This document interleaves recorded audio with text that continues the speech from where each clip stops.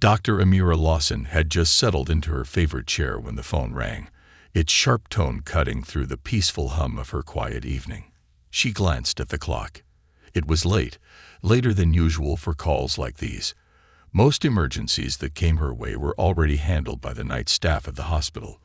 But tonight, something felt different. As soon as she picked up the phone, she could hear the tension in the dispatcher's voice, the kind that meant whatever she was about to hear would be urgent, maybe even life-threatening. "Dr. Lawson, we need you. It's a 5-year-old girl. She's unresponsive. The family lives on Cedar Road, house number 212. You need to get there right away." The words spilled out quickly, but there was something odd about the dispatcher's tone. It wasn't just the usual panic of an emergency.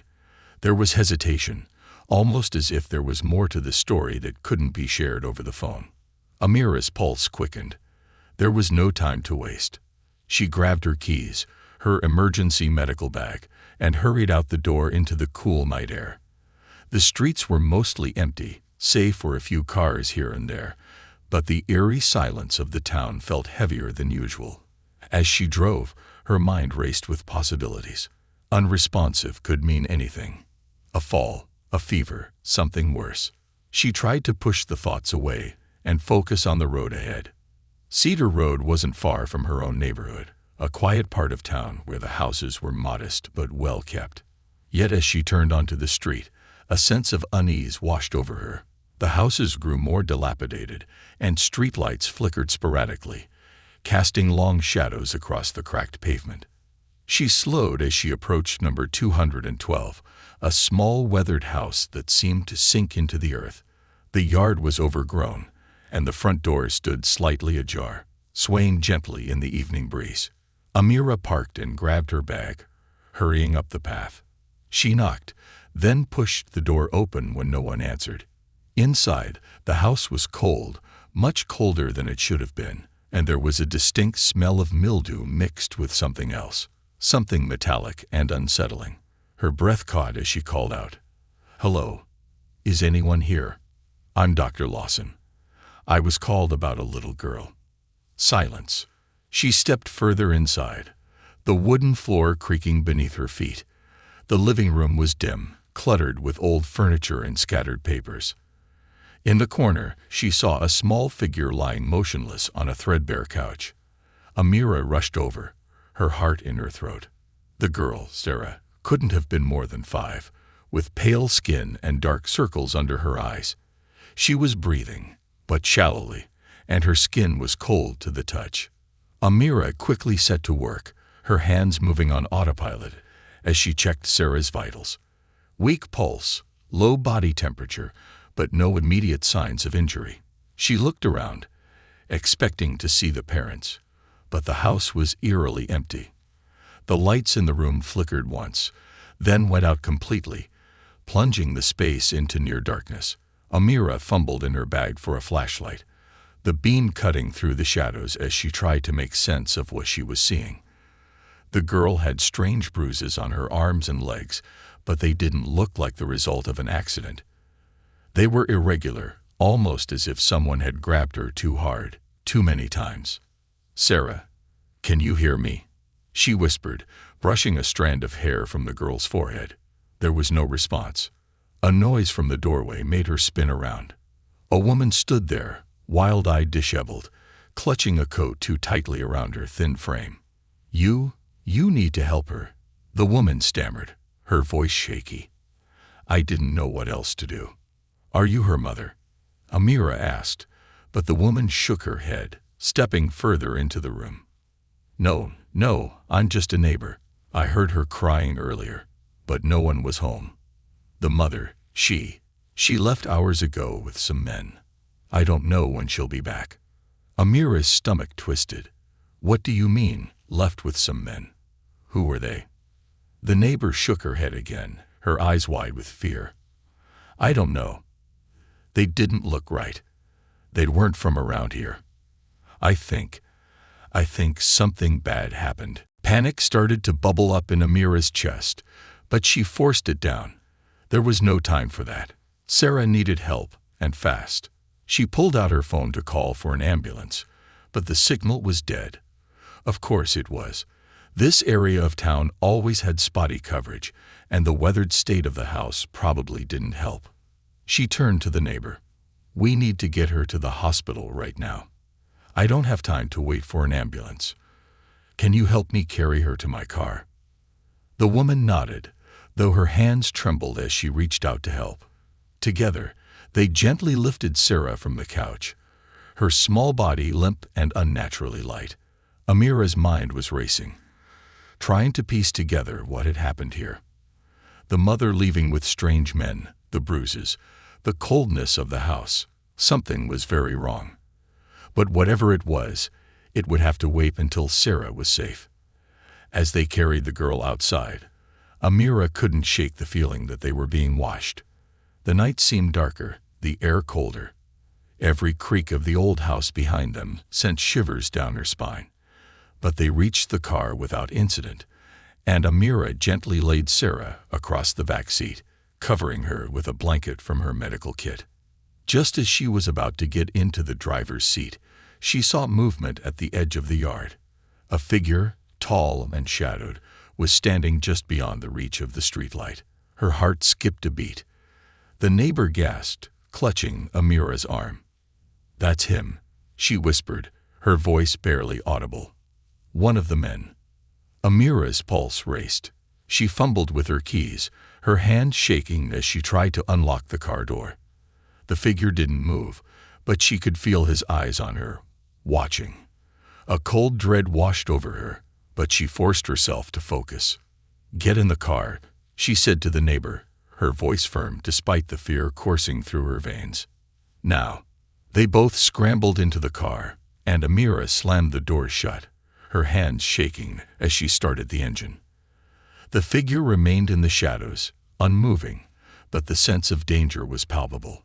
She pulled away from the house, her eyes flicking nervously to the rearview mirror. The road stretched out before them, empty and dark, but every nerve in her body was on edge. As they sped toward the hospital, Amira's mind raced. Who was that man? What had happened to Sarah's mother? And why did she feel like this was just the beginning of something much, much bigger? Amira drove through the darkened streets, her mind spinning with questions she couldn't yet answer. Sarah lay in the back seat, still unconscious, her fragile body rising and falling with shallow breaths. The neighbor beside her in the passenger seat was staring straight ahead, her hands clenched tightly in her lap, as though gripping something unseen. Neither of them spoke, the weight of the situation bearing down like a thick fog over the night. Amira's heart pounded with a sense of urgency. Every moment that passed felt like a thread unraveling, pulling them closer to a breaking point. The roads ahead seemed longer than usual, and despite the quiet, there was an overwhelming feeling that danger was still lurking nearby. She couldn't shake the image of the figure that had watched them from the shadows. Who were they? What did they want? And why had they taken Sarah's mother? The bruises on Sarah's body, the silence in the house, it all pointed to something sinister, something far beyond the typical emergency she was used to. As she sped through town, a strange stillness settled over the streets. Not a single car passed them, not a single light flickered in the homes lining the road. It was as if the entire town had gone to sleep, oblivious to the life-or-death struggle unfolding in Amira's car. The hospital was still a few miles away, and her mind raced with how to keep Sarah stable until they arrived. But something inside her gnawed at her, a sense that they might not make it in time. She pushed the thought away, gripping the steering wheel tighter, her foot pressing harder on the accelerator. "Are you okay?"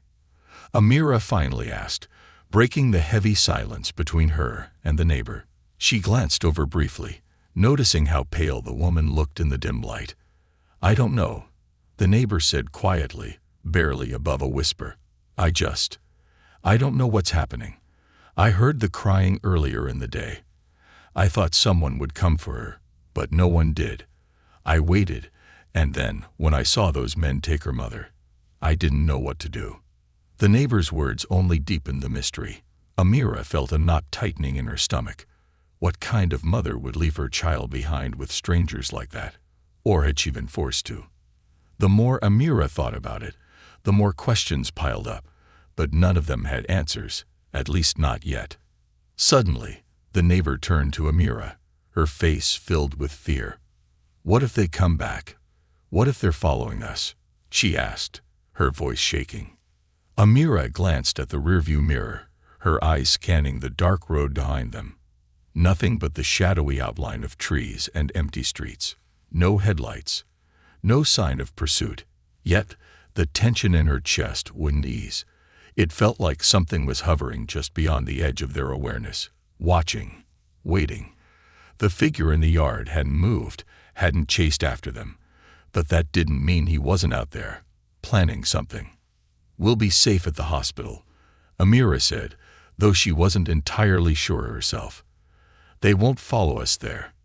But just as the words left her mouth, the car jolted violently, as though it had hit something. Amira gripped the wheel, her heart lurching in her chest as the car swerved. The neighbor let out a gasp, her hands clutching the seat as the vehicle skidded briefly, before Amira managed to bring it back under control. She slammed on the brakes, bringing the car to a sudden stop on the side of the road. Her breathing was heavy, and the adrenaline surged through her veins. "What the hell was that?" the neighbor whispered, her eyes wide with terror. Amira's hands trembled as she reached for the door handle. "I need to check if we hit something," she said, though her gut told her that wasn't the case. She hadn't seen anything on the road, but the impact had been real, too real to ignore. She stepped out of the car, her legs shaky as she walked around to the front. The headlights cast an eerie glow across the road, illuminating the empty pavement ahead. There was nothing. No animal, no debris. Nothing that could have caused the car to jolt like it had. Amira's pulse quickened as she crouched down to check the tires, running her hand along the smooth rubber. Everything was fine. No flat, no damage. Confused, she stood up and scanned the surroundings. The road was completely deserted, the trees lining either side swaying gently in the cool night breeze. Yet the silence felt wrong. It wasn't the comforting quiet of a peaceful night. It was oppressive, suffocating, as though the world was holding its breath. She glanced back toward the car, the interior lit up by the dashboard lights. The neighbor was watching her through the windshield, her face pale, her hands still clenched tightly in her lap. And then Amira saw it. In the distance, far down the road behind them, a pair of headlights appeared, faint but unmistakable. They were too far away to make out the vehicle, but the sight of them sent a chill down her spine. The car wasn't moving quickly, but it was coming closer, inching toward them like a predator stalking its prey. Amira's breath caught in her throat. Were they being followed? Was it the same men from the house? Her mind raced as she scrambled back into the car, slamming the door behind her. "We need to go," she said, her voice tight with urgency. The neighbor's eyes widened in panic as she looked over her shoulder. Is it them?" "I don't know," Amira admitted, her hands shaking as she started the car again. "But we're not waiting to find out." She floored the gas pedal, the tires squealing as the car shot forward down the road. The headlights behind them seemed to pick up speed as well, closing the gap little by little. Amira's heart pounded in her chest as she focused on the road ahead, her thoughts a blur of fear and determination. The hospital wasn't far now, just a few more miles. If they could make it there, they'd be safe. The security at the hospital would protect them, or at least that's what she told herself. The road twisted and turned through the darkened streets, but no matter how fast Amira drove, the headlights stayed with them, never too close, but never far enough away to offer any comfort. It was as if the car behind them was toying with them, waiting for the right moment to strike. Amira's mind flashed back to Sarah in the back seat. The little girl was still unconscious, her breathing labored. Every second they wasted could be 1 second too late. The thought made Amira push the car even harder, the engine roaring as they sped down the final stretch of road leading to the hospital. As they rounded the last bend, the bright lights of the hospital came into view, a beacon of hope cutting through the darkness. Relief flooded through Amira, though she couldn't shake the lingering dread that clung to the air around them. The car behind them slowed as they neared the hospital entrance, pulling off onto a side road and disappearing into the shadows. Amira breathed a sigh of relief, but the unease remained, gnawing at her insides. Whoever they were, they hadn't given up. They were waiting, watching, and it was only a matter of time before they made their next move. Amira screeched to a stop outside the emergency entrance, her hands still shaking as she jumped out of the car and called for help. A team of nurses and doctors rushed out, taking Sarah from the backseat and immediately wheeling her inside. As they disappeared through the doors, Amira stood frozen for a moment, her mind reeling from everything that had happened. The neighbor stood beside her, silent, as if she too was struggling to process the events of the night. But one thing was clear: this wasn't over. The emergency room buzzed with the usual urgency of doctors and nurses working against time. But for Amira, the noise faded into a background hum. Her thoughts remained fixed on Sarah, now being whisked away on a gurney into the sterile brightness of the hospital's pediatric unit. Amira knew the hospital staff would do everything in their power to save the little girl, but the mystery of how Sarah had ended up in such a state gnawed at her relentlessly. She stood at the entrance, her breath still unsteady from the drive. The cold air inside the hospital contrasted sharply with the warm night outside, sending a chill through her body. She hadn't yet had time to process the figure who had been watching them from the shadows, or the vehicle that had tailed them all the way here. Was it all connected? There was no way it couldn't be. The neighbor, still trembling, stood just a few steps away. Amira looked at her, trying to find some reassurance in her own voice.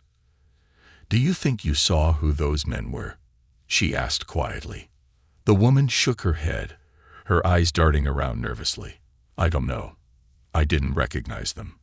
But they weren't from here, that's for sure. They didn't belong." Amira's stomach twisted. She had grown up in this small town.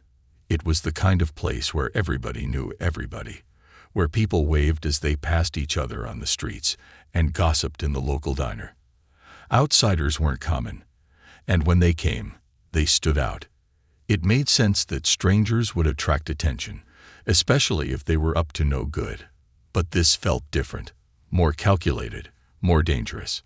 Before Amira could press for more information, a police officer entered the waiting area, his face grave. He glanced at her and the neighbor, then walked over with measured steps. "Dr. Lawson?" he asked, his voice professional, but laced with the same tension that had followed her since the moment she arrived at Sarah's house. "Yes, that's me," Amira replied, her voice steadier than she felt. "I'm Officer Delgado.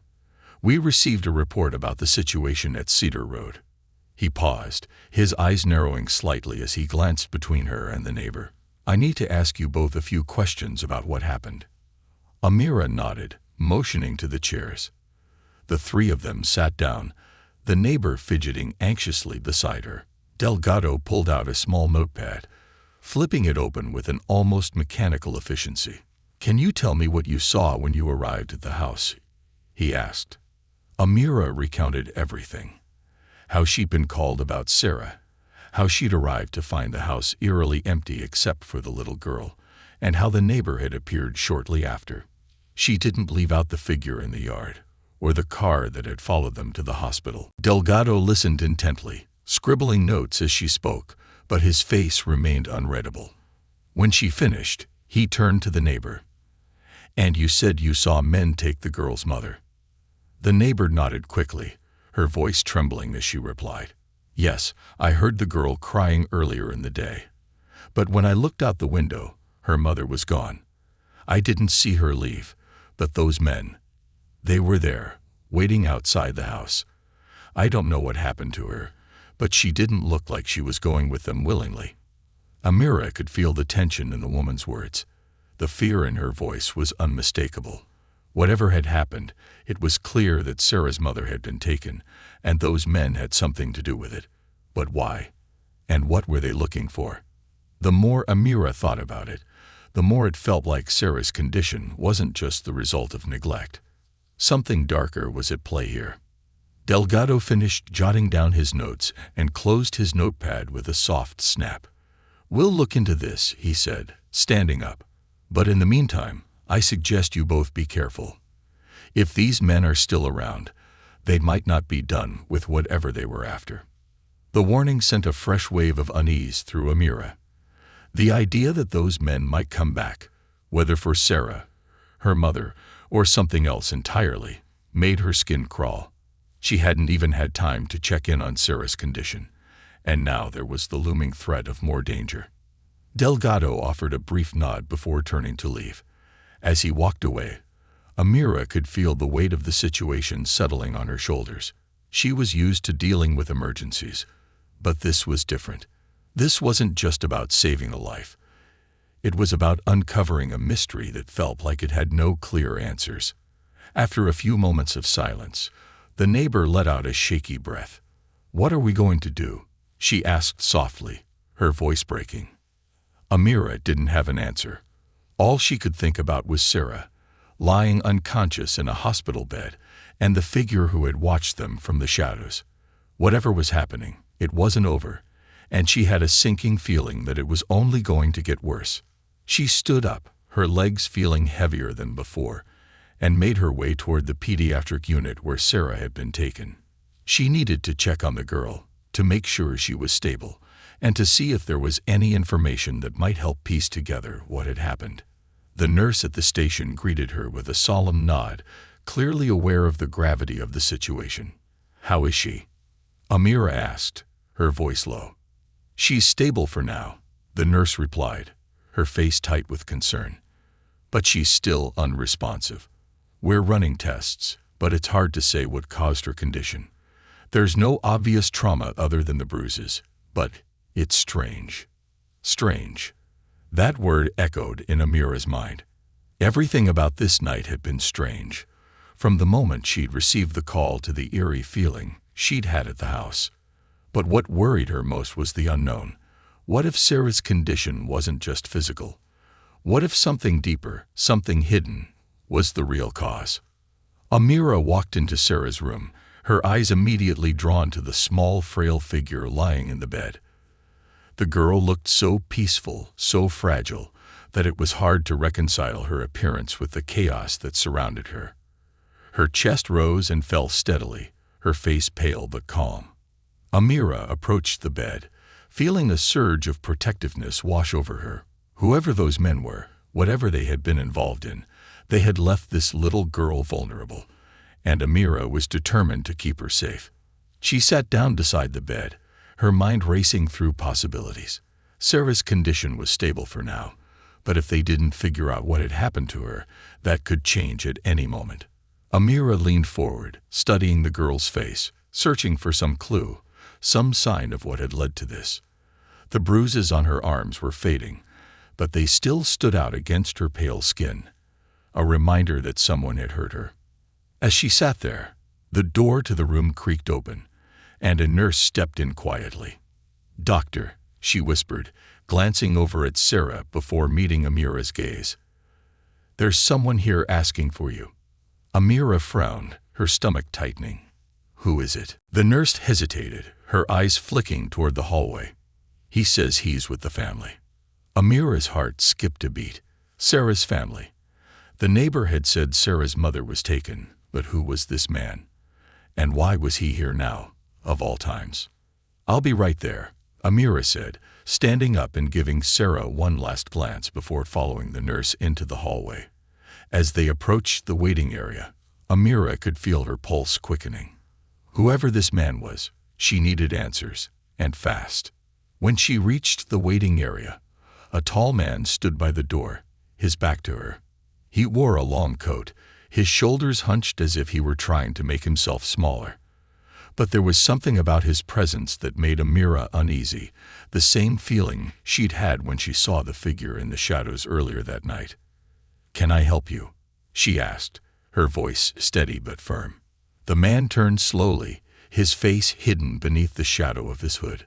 "I'm here for the girl," he said, his voice low and gravelly. "She belongs with me." Amira's heart raced.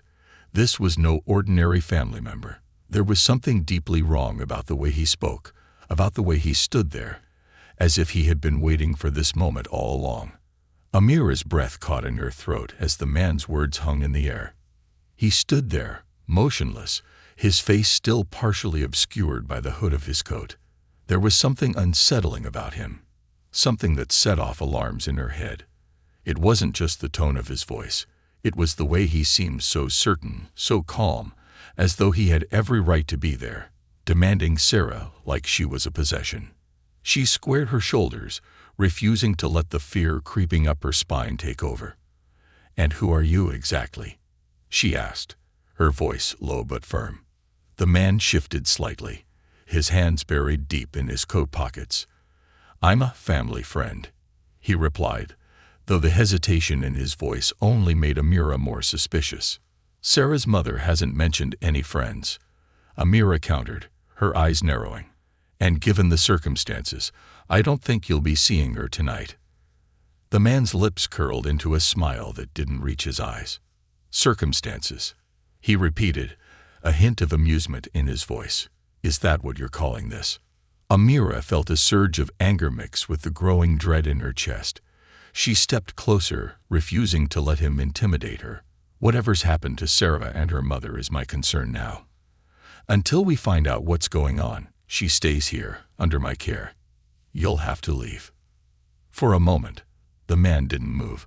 He simply stood there, studying her with an unsettling intensity, as if weighing whether or not she was worth his time. Then, slowly, he took a step back. "You think you can protect her," he said, his voice low and almost mocking. "But you don't understand what you're dealing with, do you, Doctor?" Amira's heart pounded, but she held her ground. "I don't know who you are, or what you want, but if you're involved in what happened to Sarah, I suggest you leave before the police get involved." At the mention of the police, the man's smile faded. His eyes darkened, and for a brief moment, Amira thought he might lunge at her, the tension between them palpable. But then he simply nodded, as if acknowledging some unspoken truth. "This isn't over," he said, his voice barely above a whisper. "You'll see." Without another word, the man turned and walked out of the hospital, his long coat billowing behind him as he disappeared into the night. Amira stood frozen for a moment, her mind racing. Who was that man? And what did he mean by "this isn't over"? She had dealt with strange situations in the past, but this was something entirely different. It was as if she had stepped into a world she didn't fully understand, one filled with dark secrets and unseen dangers. She hurried back to the pediatric unit, her thoughts spinning. Sarah was still unconscious, and now there was a man lurking around, claiming to be connected to her family. The pieces of the puzzle weren't fitting together, and Amira hated that feeling. She needed answers, but more importantly, she needed to make sure Sarah was safe. When she entered Sarah's room again, the nurse was standing by the bed, adjusting the monitors. The steady beeping of the heart rate monitor was a small comfort, but Amira couldn't shake the feeling that something was about to go horribly wrong. "The man outside," Amira said to the nurse, her voice tense. "Did you see him?" The nurse nodded, looking uneasy. "He gave me the creeps. I didn't know what to do, so I just waited for you." Amira felt a wave of frustration. "He said he's here for Sarah, but there's no way he's family. I don't know what's going on, but we need to keep her safe. No one goes near her except hospital staff." "Understood." The nurse nodded quickly. "Of course, doctor. I'll make sure security knows." Amira stood by the bed, watching Sarah sleep. The girl's breathing was still shallow, her body pale and fragile under the hospital lights. She looked so small, so vulnerable, and Amira felt an overwhelming sense of responsibility. Whoever those men were, they weren't going to get their hands on Sarah, not while she was here. But the unease wouldn't leave her. That man's parting words echoed in her mind. "You'll see." It wasn't just a threat. It was a promise. And Amira had no doubt that he would follow through on it. She pulled up a chair next to Sarah's bed, determined to stay with her for the rest of the night. As the minutes ticked by, Amira couldn't stop thinking about everything that had happened. The strange bruises on Sarah's arms, the men who had taken her mother, the figure in the shadows, the car that had followed them. Every detail pointed to something far more sinister than she had initially realized. This wasn't just about an abandoned child. It was bigger than that. Much bigger. A knock on the door startled her from her thoughts. She turned to see Officer Delgado standing in the doorway, his expression grim. "I heard about the visitor," he said, stepping inside. "My team is already looking into him. But I have a feeling this is going to get more complicated." Amira nodded, grateful for his presence but still on edge. "He's not going to stop," she said quietly. "Whatever's happening, they won't just leave Sarah alone." Delgado sighed, pulling out his notepad again. "There's more," he said, flipping through the pages. "We did a little digging on the family. Sarah's mother, Melanie, has no known connections to anyone who fits the description of the men you saw. She's clean. No criminal record, no history of trouble, but something happened recently that might explain why she was taken." Amira leaned forward, her heart racing. "What is it?" "Melanie reported a break-in at her house about a week ago," Delgado explained.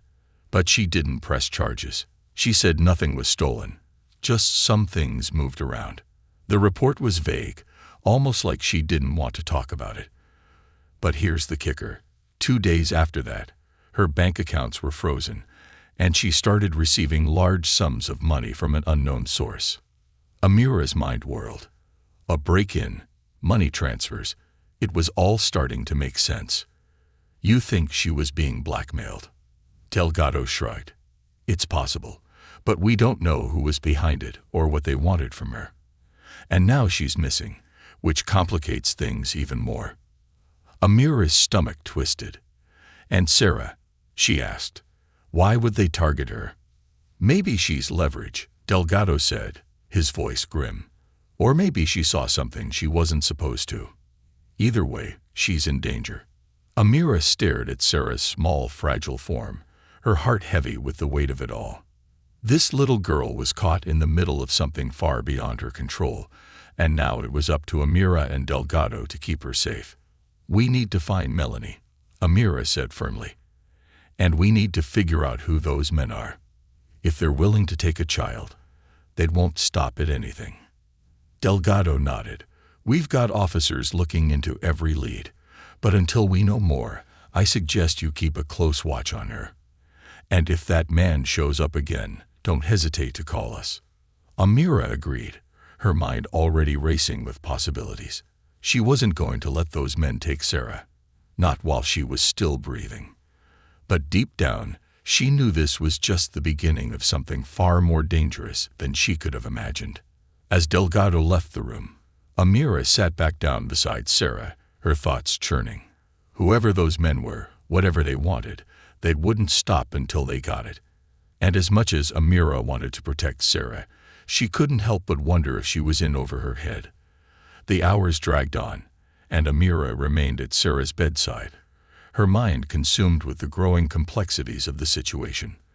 The hospital was quiet, save for the occasional beeping of machines and the soft shuffle of nurses outside the room.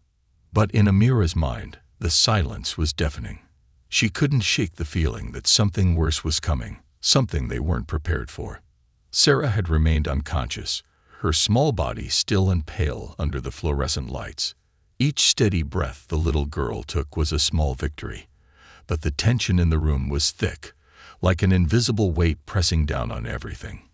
Amira had seen many patients in critical condition, but the feeling of dread that came with Sarah's case was unlike anything she'd experienced. This wasn't just a medical emergency.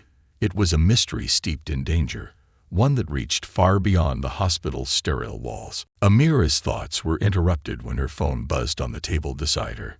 She glanced at the screen and saw a message from Officer Delgado. "We've found something. Call me when you can." Her heart skipped a beat. She quickly dialed his number, and he picked up after the first ring. "Delgado," she said, her voice low to avoid waking anyone in the hospital wing. "Doctor," he replied, his tone heavy. We've managed to track down some information on the men who took Melanie. It's not good. Amira felt her pulse quicken.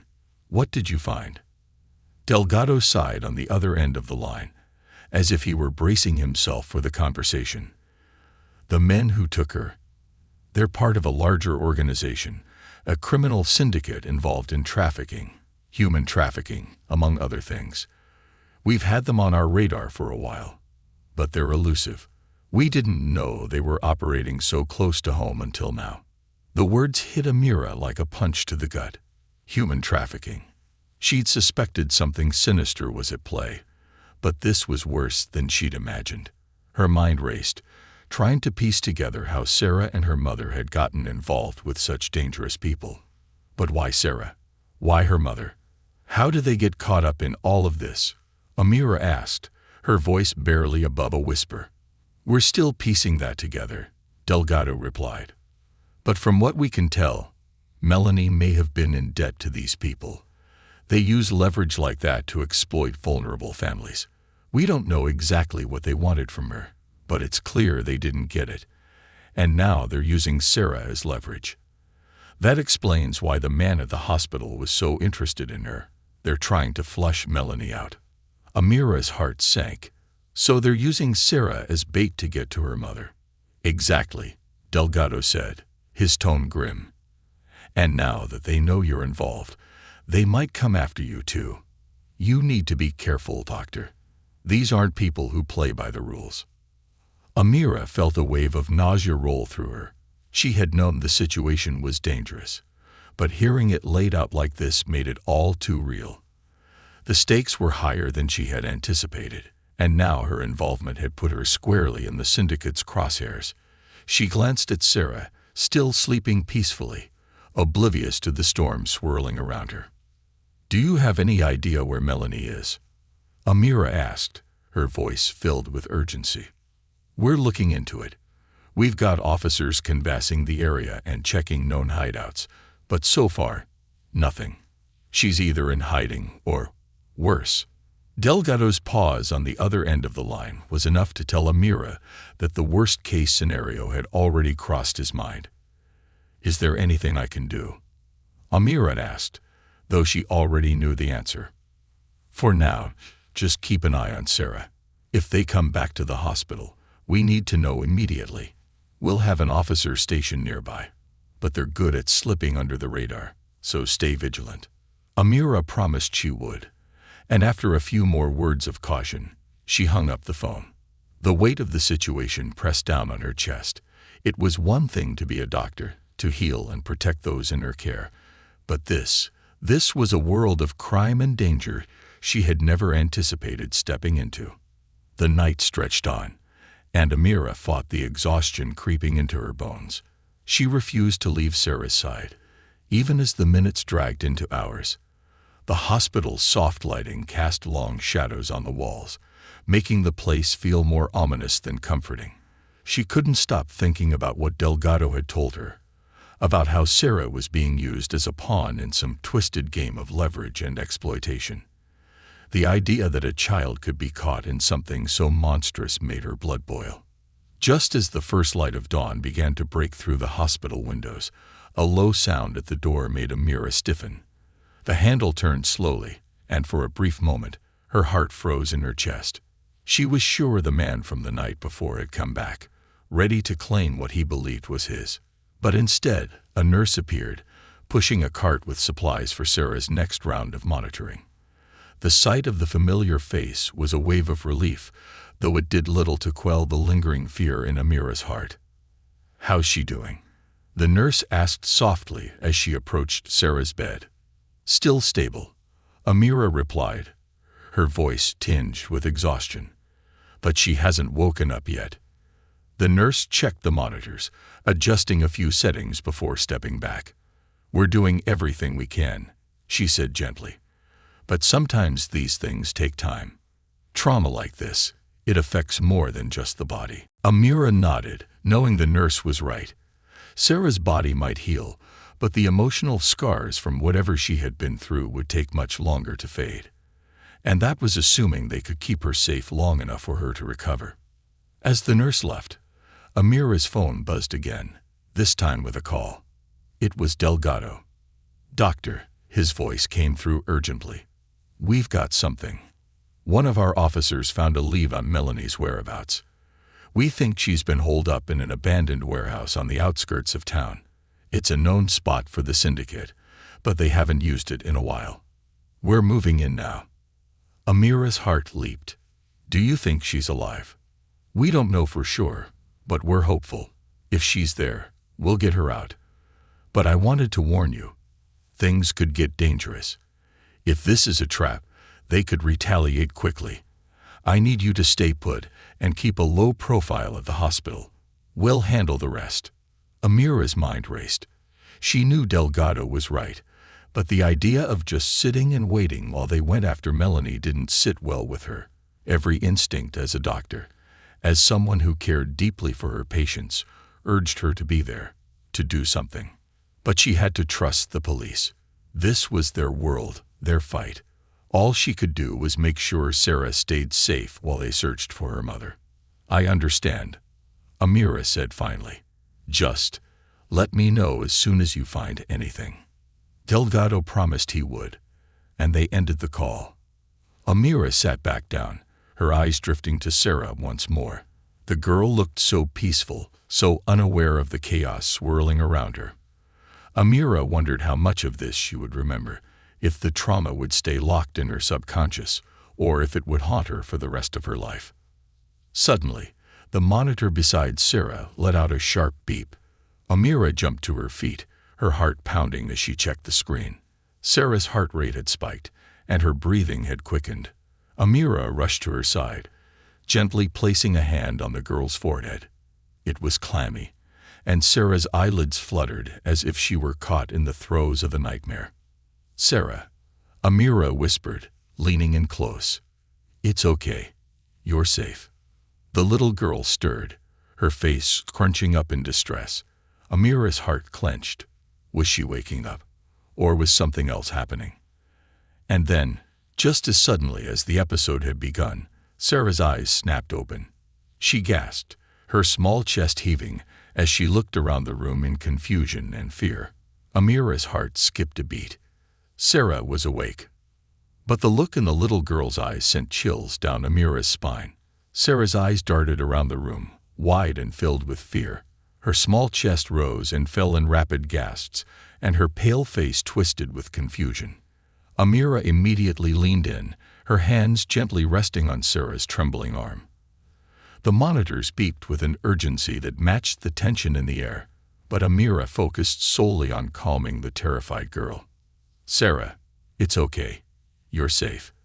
You're in the hospital," Amira whispered, her voice soft but firm, trying to break through the haze of panic gripping the child. But Sarah didn't seem to hear her. She stared at the ceiling, her breathing shallow, and her eyes glazed over as if she were looking beyond the room, into some place only she could see. Amira's heart sank. Whatever trauma Sarah had endured, it wasn't just physical. The fear etched on her small face was the kind that came from something far worse, something deep-rooted in the mind. "Sarah, can you hear me?" Amira tried again, her voice gentle but insistent. Slowly, Sarah blinked, her eyes locking onto Amira's for the first time. Her lips quivered, and a tear slipped down her cheek. Then, with a shaky breath, she whispered, "They're coming." Amira froze. Her mind raced as the girl's words hung in the air. Who was coming? Was it the men who had taken her mother? The syndicate? The thought sent a cold chill down Amira's spine. She leaned in closer, brushing a strand of hair from Sarah's face. "Who's coming, sweetheart?"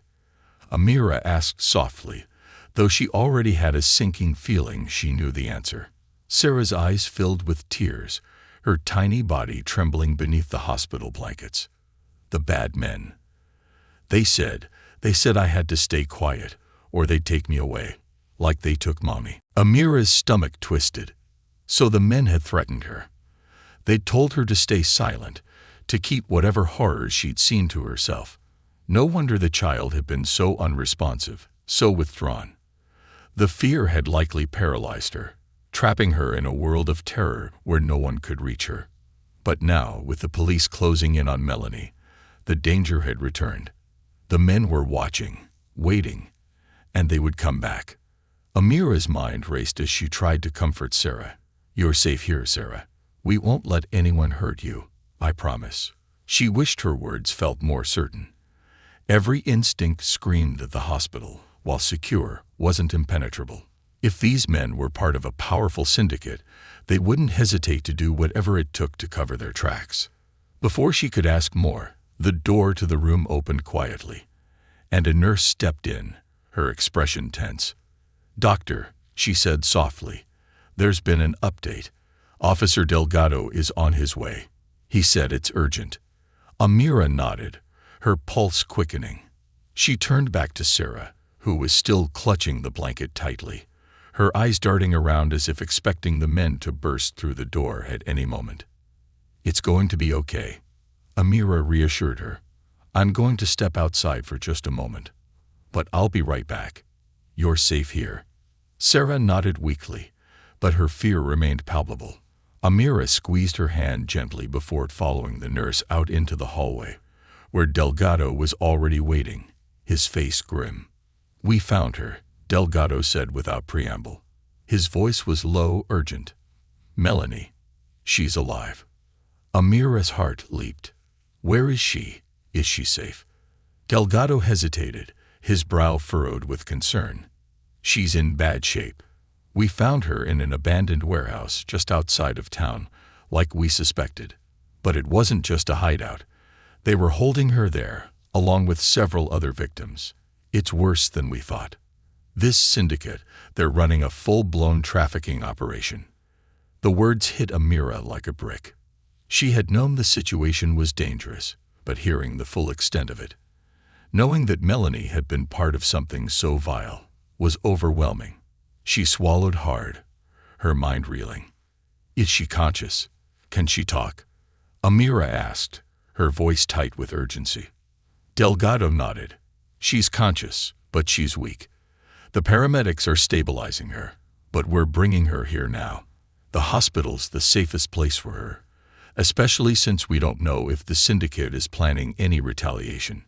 We need to keep both her and Sarah under close watch." Amira's heart pounded. The danger was escalating quickly. And now, with both Melanie and Sarah in the same place, the hospital was becoming a prime target. Whoever these men were, they wouldn't let their operation fall apart without a fight. What about the others? The victims? Amira asked, her voice thick with concern. Delgado's face darkened. "We're getting them to safety. But the men responsible, they're still out there. We didn't catch all of them." Amira's blood ran cold. "Do you think they'll come here? For Sarah or Melanie?" Delgado's jaw tightened. "I don't know, but we can't take any chances. I've got officers stationed at every entrance, and we'll increase security around Sarah's room. But you need to be ready, Doctor. If they make a move, it could happen fast." Amira nodded, her mind already spinning with possibilities. She couldn't let her fear paralyze her. She had to be ready for anything. Sarah and Melanie's lives depended on it. Delgado gave her a reassuring nod before turning to speak with the other officers stationed nearby. Amira lingered in the hallway for a moment, her thoughts racing. She had to focus, had to keep her mind clear. The stakes were too high for hesitation. As she re-entered Sarah's room, she found the little girl sitting up in bed, her eyes wide and alert. The fear still clung to her like a second skin, but there was something else in her expression now. Something that looked like determination. "Is Mommy coming?" Sarah asked quietly, her voice barely above a whisper. Amira's heart ached at the question. She approached the bed slowly, sitting down beside Sarah. "Yes, sweetheart, she's coming. The police found her, and she's going to be here soon." Sarah's eyes filled with tears again, but this time there was a flicker of relief in them. She nodded, clutching the blanket even tighter. "I thought they were going to take her away forever." Amira reached out and gently stroked Sarah's hair. "No one's going to take her away. You're both safe now." We're going to make sure of that." The door opened again, and a nurse stepped inside, followed by 2 police officers. "They're bringing Melanie in through the back entrance," one of the officers said. "We'll escort her to a secure room." Amira stood up, her heart racing as she moved toward the door. She wanted to be there when Melanie arrived, to see for herself that the woman was safe, but as she took a step toward the hallway, the lights flickered. It was subtle at first, just a small dip in the brightness. But then they flickered again, and this time the entire hospital seemed to tremble. Amira's pulse quickened. The hospital had a backup generator, but power fluctuations like this weren't normal. "Stay here," Amira said to Sarah, her voice firm. She glanced at the officers. "Keep her safe." She rushed into the hallway just as the lights flickered once more, plunging the hospital into a brief moment of darkness. When the lights came back on, Amira's stomach dropped. The hum of the machines, the constant beeping of monitors, had gone eerily silent. "Something's wrong," one of the nurses called out, her voice filled with panic. "The power's failing." Amira's heart raced. This wasn't a simple power outage. This felt orchestrated.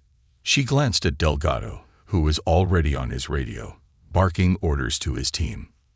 "We need to secure the hospital now," Delgado said, his voice filled with urgency. "Lock down all entrances. We can't let them get in." Amira's mind raced. The syndicate. They were making their move. Suddenly, there was a loud crash from down the hallway, a door being forced open. Amira's heart pounded in her chest as she spun around, her eyes locking on the source of the noise. Several figures moved swiftly through the shadows, dressed in dark clothing, their faces obscured. "They're here," one of the officers shouted, drawing his weapon. Chaos erupted. Nurses and doctors scrambled, patients cried out, and the officers moved to intercept the intruders. But the men were fast, and they knew exactly where they were going. Amira's blood ran cold. They were coming for Sarah.